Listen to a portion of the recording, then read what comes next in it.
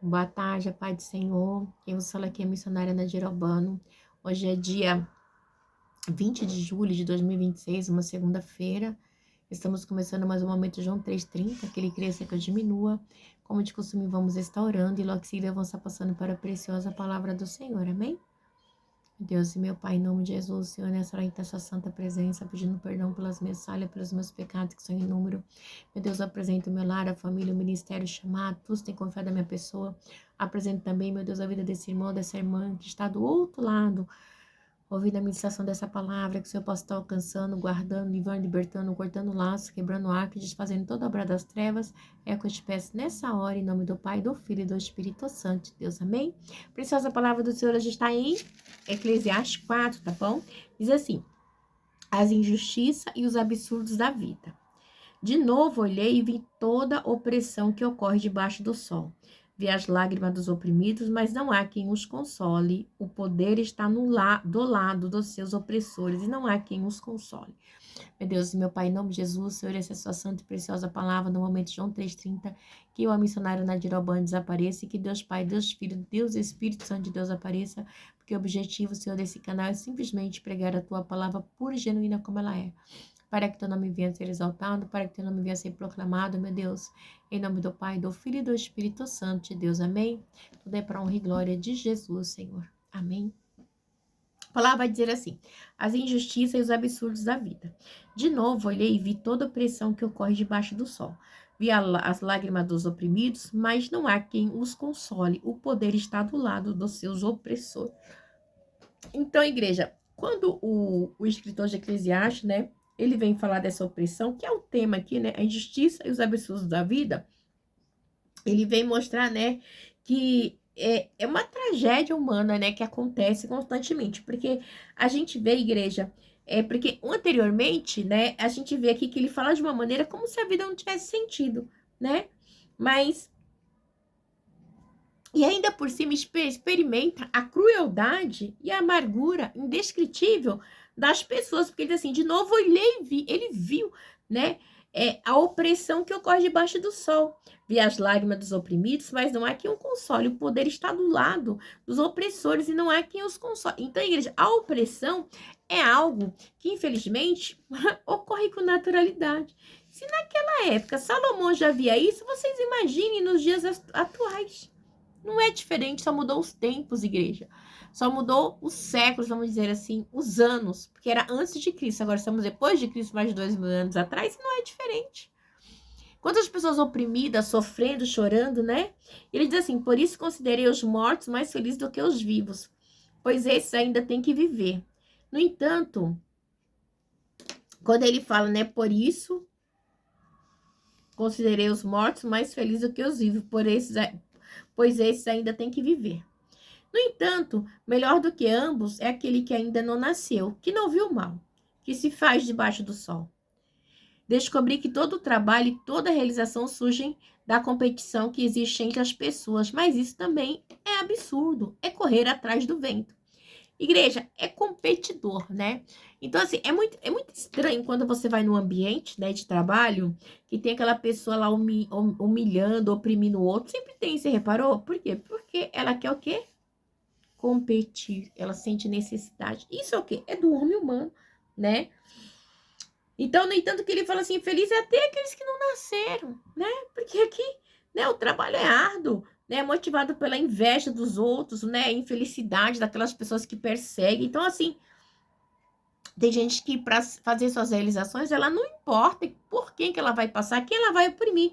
E aí ele continua no 5. O tolo cruza os braços e destrói a própria vida.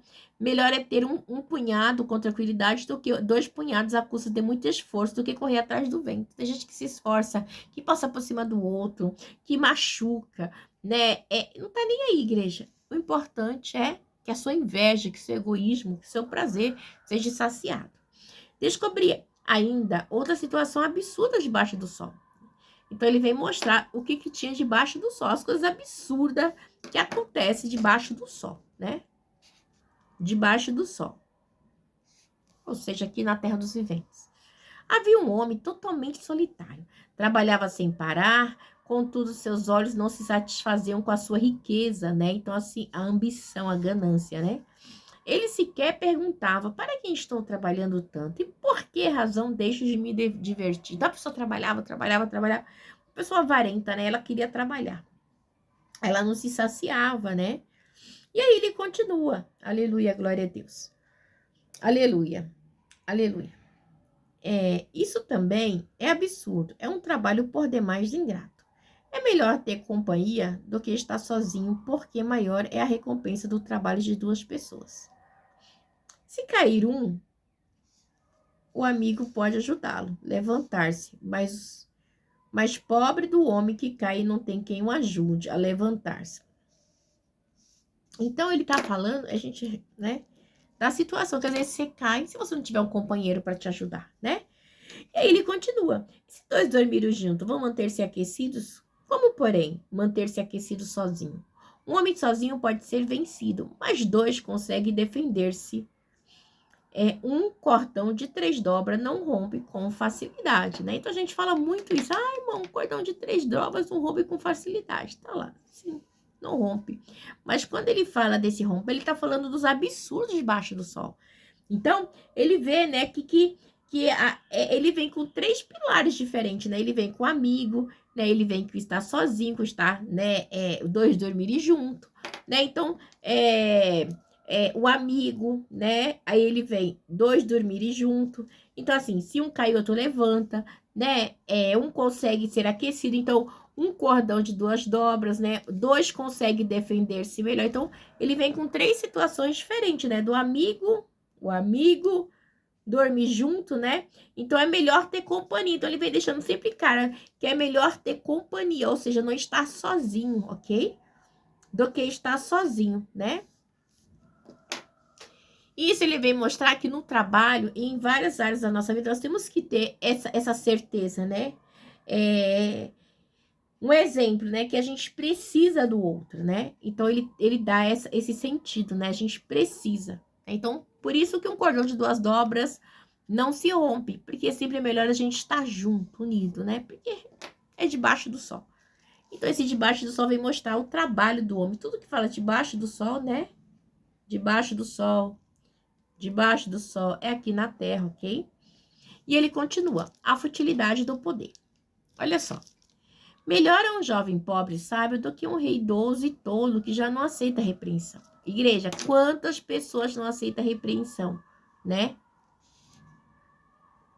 Que já não aceita repreensão. Quantas pessoas não aceitam repreensão? O jovem pode ter saído da prisão e chegado ao trono, ou pode ter nascido pobre num país daquele rei. Percebi que ainda assim o povo que vivia debaixo do sol seguia o jovem, o sucessor do rei. O número dos que aderiram a ele era incontável. A geração seguinte, porém, não ficou satisfeita com o sucessor. Isso também não faz sentido, é correr atrás do vento, né? Então ele vem mostrar, né, aqui, né, um exemplo da falta de sentido do secularismo, né? Então a vida tem que ter um sentido, né? Mas me chama muita atenção aqui, já que aceita a repreensão, né? Então, a repreensão é algo, igreja, que nos leva a pensar. Como é que Deus está vendo eu e você? É como que nós estamos perante ao Senhor, amém? Então, nós temos que ter esse sentido de buscar, né? Sempre agradar a Deus, amém? Estar junto em unidade, amém? Deus abençoe vocês, tenham uma boa tarde.